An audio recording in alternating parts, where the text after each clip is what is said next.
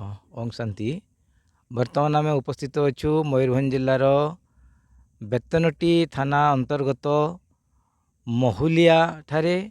ए महुलिया ठारे थिबा एक आंतर्जातिक आध्यात्मिक सेवा संगठन प्रजापिता ब्रह्माकुमारी ईश्वरीय विश्वविद्यालय द्वारा प्रतिष्ठित पावन सरोवर रे एही पावन सरोवर रे आज मुख्य अतिथि भाव में योगदान करथिले ओडिशा प्रशासनिक सेवार जड़े अवसरप्राप्त अधिकारी जे कि अतिरिक्त शासन सचिव ओडिशा सरकार पक्षर सेवानिवृत्त होती। वर्तमान आमर जो महामहिम राष्ट्रपति द्वारा आमर रेलर संप्रसारण होची, रेल लाइन जो संप्रसारण होची तार से वर्तमान आमर लैंड एक्विजिशन एक्सपर्ट हिसाब रे वर्तमान से कार्य करुछंती। तांकर नाम होची श्रीयुक्त रामचंद्र जेना। आसंतो आज सी आमर मुख्य अतिथि भाव में योगदान करिकी जो स्मृति जो अनुभूति से अनुभव कले ताहा वर्तमान आमर समस्त श्रोता मानक निकट में कहिबे। श्रीयुक्त रामचंद्र जेना महोदय। ओम शांति। ओम शांति। 2026 मसीहार नववर्षर समस्त को हार्दिक अभिनंदन। यही नुआ वर्ष अवसर रे आमर ये जो माने बेतनटी सहर निकटस्थ महुलिया ग्राम रे आमर प्रजापिता ब्रह्मकुमारी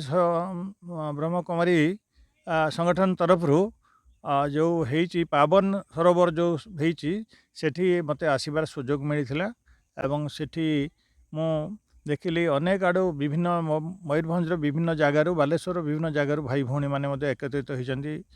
मु देखिली 500 पाखापाखि लोक ये एकत्रित होती। से आध्यात्मिक परिवेश सुंदर परिवेश सेठी आमर बढ़िया गोटे कॉन्फ्रेंस हॉल तैयारी ता सहित गोटे पोखरी तैयारी विभिन्न गछ लगी रास्ता तैयारी सुंदर परिवेश ता भितर मेडिटेशन कले आध्यात्मिक परिवेश भितर भाई भौणी मैंने समझे मेडिटेशन कले नुआ वर्ष में समस्त शुभेच्छा जणाइले एवं विभिन्न कार्यक्रम आहरी होता ये सांस्कृतिक कार्यक्रम होता। सेटा मते बहुत आनंद देला जे एते भाई भौणी एका संगे आछंती एकत्र ब्रह्मभोजनर आयोजन करा जायतिला।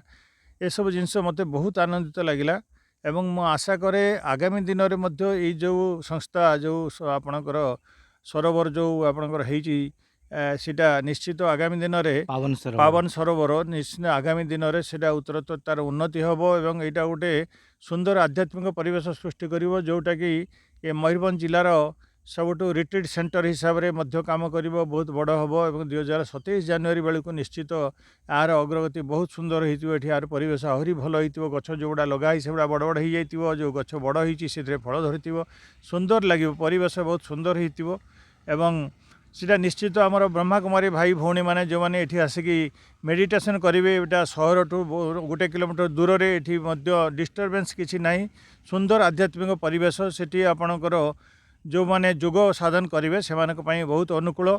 तेणु मु आशा करी जो भाई भौणी मैंने अच्छा प्रजापिता ब्रह्मकुमारी संस्था से निश्चित ये आसतु ये जो संस्था सृष्टि होती तार सुजोग नियंतु निजको से माने तैयारी करंतु केमिति सत्य युग को जीवे एवं से माने तांकर जीवनर गतिपथ को केमिति बदलाई दियंतु। जो भाई भौणी मैंने सुजोग पाई ना से माने आसतु से माने आसी निज जीवनर गतिपथ को बदलांतु एवं निज जीवन को निजको भाग्यवान माने करंतु। ओम शांति। ओम शांति। जाहो महुलिया भली एक निपट मफसल अंचल ये जो पावन सरोवर गढ़ी उठी एवं मयूरभंजर कोण अनुकोणु केउठी रहिला रायरंगपुर केउठी रहिला करंजिया केउठी रहिला जोशीपुर केउठी रहिला उदला कप्तिपदा ए भलिया विभिन्न जगार जो ईश्वरीय भाई भौणी मैंने आज एठारे पदार्पण कले एवं नुआ वर्षर ये जो पवित्र स्थल रे से माने पदार्पण करिकी पावन सरोवर को निश्चित भाव में महिमामंडित कले।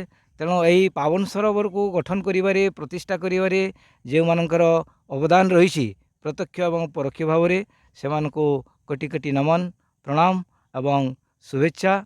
आओ ओम शांति। धन्यवाद।